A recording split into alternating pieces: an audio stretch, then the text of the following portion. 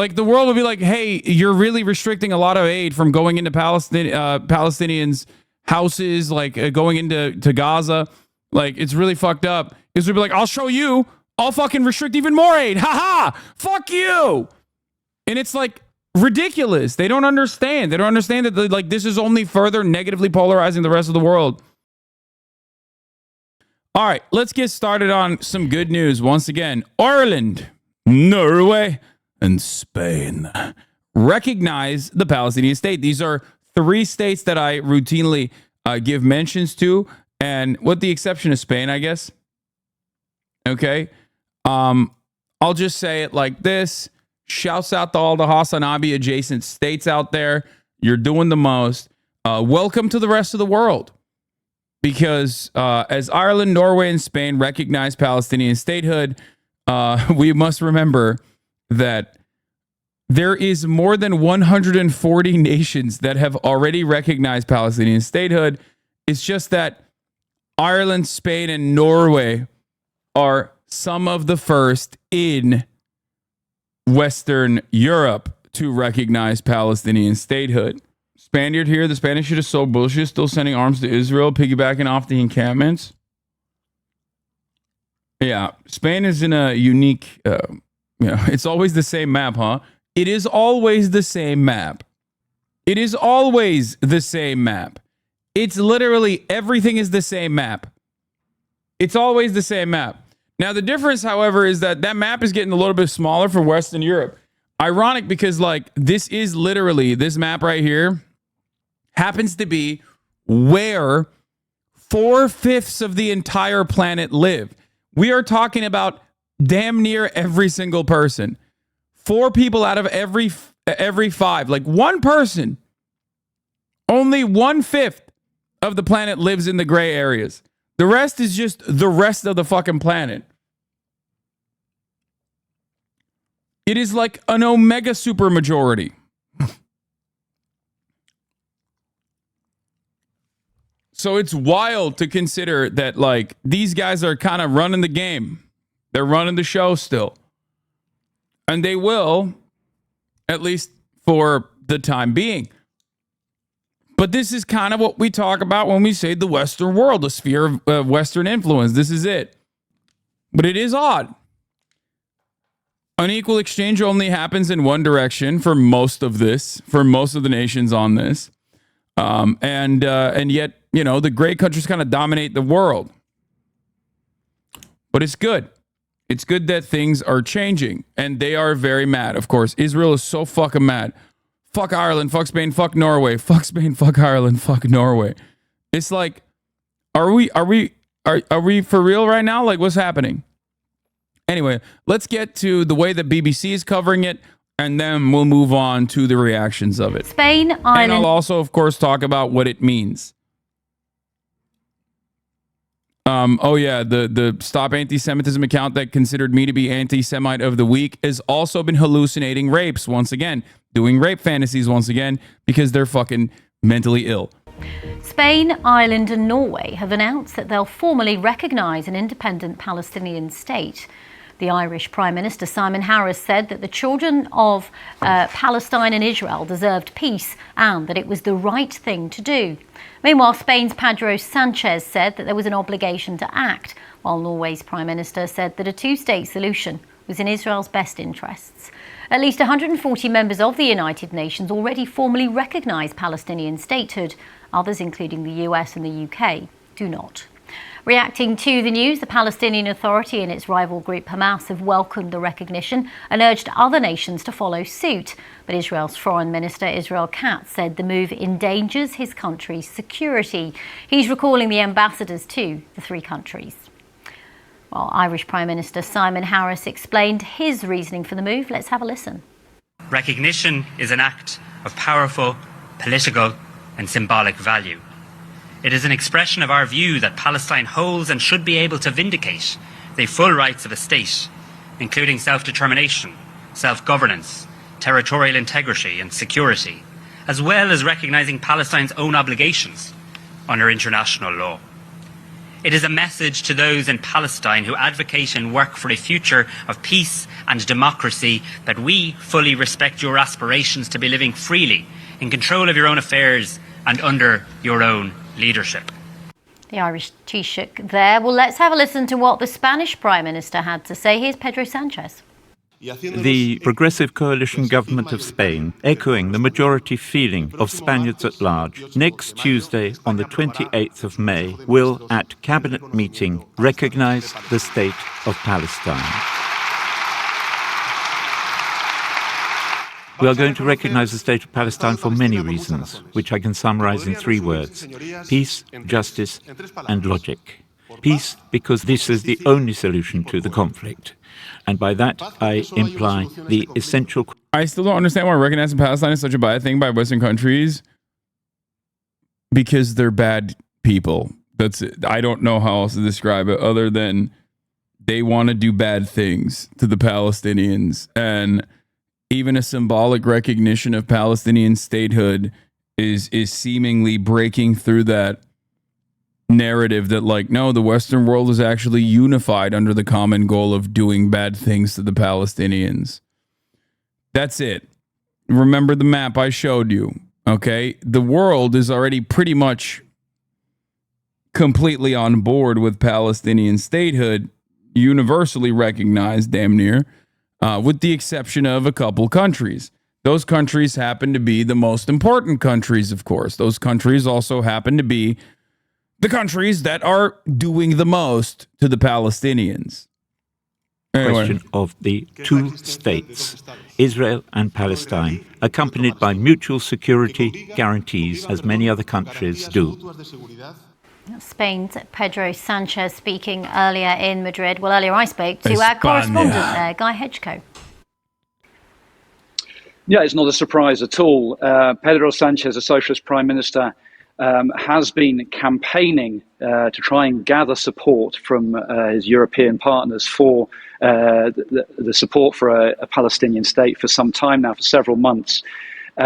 He hasn't managed to persuade the really sort of big countries in the European Union, the major economies, to get on board with it, but he has persevered over recent months, and he's been working in particular alongside Ireland on this. And Pedro Sanchez has consistently been saying that this is a step that has to be taken. It reflects public opinion in Spain, as well as being just the right thing to do. He talked about this being a move based on peace and justice in his speech to Congress today. And he seems to believe that it's a move which will work as well, given that he has some support from other countries, certainly from Ireland and Norway, in doing this. That's Guy Hedgecoe there. Well, for more reaction on the day's developments, let's go straight to Jerusalem and join Dan Johnson, who's there for us. Dan, first of all, just take us through the reaction we've been getting from the Israeli government. The Israeli government is outraged and angered by this move. We've had the foreign minister, Israel Katz, recalling the ambassador. Israel is so over. They're attacking toddler content creators. Yeah, it's fucking nuts. And I'm glad that there's more coverage on things like this. I didn't really cover the Miss Rachel saga, the Miss Rachel drama, but like, it's crazy. It's so crazy that like CNN is covering it. One thing I do want to say, by the way, is that currently 7 members of the 27-nation European Union officially recognize a Palestinian state. Now, of course, it might not come as a surprise to you, but 5 of them are former East Bloc countries, obviously, who announced their recognition in 1988, as did Cyprus before joining the bloc. Sweden announced its recognition, however, in 2014.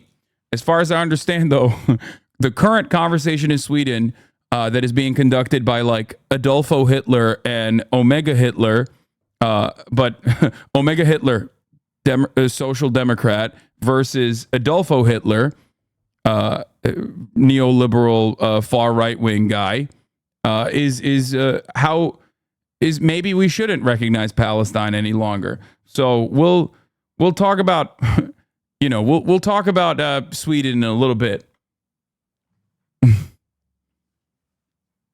It's like, hey, this is hello, welcome to Sweden. This is the ruling party. We are social democrats who believe that you should kill Muslims. And here is the right-wing party. They are also invested in killing Muslims and and think that we need to stop the refugee crisis in our country. That's right. Also, austerity measures are very good. Once a proud nation where the democratic socialist regime reigned supreme, Sweden literally still rests on the laurels of its former glory, okay? Still rests firmly on the laurels of its former glory as all of its current contemporary politics basically rips that entire process of social democracy, real existing social democracy apart. Okay? Yeah, I remember the Swedish minister saying Israel has a right to kill and then stopping himself. Anyway. Ambassadors, at least from Dublin and from Oslo, and he'd already threatened that if Spain made the same move as Norway and Ireland, they would face consequences too. He says there'll be further consequences beyond just recalling the ambassadors. He said this is a distorted step which shows the world, bro. You gonna fucking treat them like Hamas? You gonna fucking blow them up? Is that what you're gonna do, bitch? That terrorism pays. We've had a response from Israel's finance minister as well, who is hinting that he will react to this by refusing to transfer any further funds to the Palestinian Authority, which represents Palestinians in the West Bank. There is a feeling that Hamas has been rewarded for the attacks that it carried out on the 7th of October, that is how this is being seen by some high up in Israeli politics. We've just had a statement from Itamar Ben-Gvir, the National Security Minister, who said the countries that have recognized the Palestinian state today are giving a reward to murderers and abusers. And I say we will not allow a declaration about a Palestinian state. I say one more thing. In order to destroy Hamas, we need to get into Rafah all the way. That is the city in the south of Gaza. In order to return our hostages, we need to stop the fuel, determine that humanitarian aid only in exchange for humanitarian steps. So he is suggesting the reaction to this should be a step up in military action in Gaza, should be a restriction on aid to make sure that none of it is going to Hamas. And we know already that the aid situation in Gaza has been dire. In contrast, this has been welcomed by the Palestinian Authority and by... It's so psychotic, but also in a way kind of comical that like every single time the rest of the world, like Western leaders are like, hey man, you should probably not kill so many Palestinians. Like, what are we doing here? Israel will be like, I'll show you. Like the world will be like, hey, you're really restricting a lot of aid from going into Palestinians' houses, like going into Gaza. Like, it's really fucked up. Israel will be like, I'll show you. I'll fucking restrict even more aid. Ha! Fuck you. And it's like ridiculous. They don't understand. They don't understand that like this is only further negatively polarizing the rest of the world against them. They don't understand it. Let's finish this figures in the Palestinian leadership. The Palestinian Authority said they welcomed the decision taken today by Spain, Norway and Ireland. And they've explained that with this important step, these countries have demonstrated their firm commitment to the two-state solution and achieving long-awaited justice for the Palestinian people. They think this moves the Palestinians closer to full recognition, full statehood accepted by all the countries of the world. But the response from Israel is that this damages Israel's security, undermines Israel's right to self-defense, and does not help the peace process in the long term. And Dan, all of this comes as we're hearing that the United Nations has halted food distribution in Rafah due to shortages and hostilities. Yeah, there's been a real difficulty getting aid into Gaza, whether that's over the land crossings or via the new maritime route that was opened up last week when the US military put in place this floating platform. We know some aid shipments have been able to get in via the sea route and via the land borders, but then there's a problem of distributing it. There's been a security issue. Some aid shipments have been ransacked by desperate Palestinians trying to get hold of food supplies and medical treatment, and that's prompted the UN to actually cease distribution. We know that very little aid's been coming in through that floating platform, despite the huge amounts of money and the effort that was put into putting that in place. They said they've got to resolve the security situation, make sure they can fairly distribute aid, make sure that it gets to the people who really need it, that it isn't intercepted and stolen. So there is a real issue here. The Israelis are being called on to ensure more humanitarian corridor safe routes so that aid workers can get around in Gaza safely, can do their work, can distribute that aid and get it to the people who need it. Okay, Dan Johnson, thank you very much for the moment. And of course, we've got plenty more on that story on the BBC News website, where we continue to run a live page with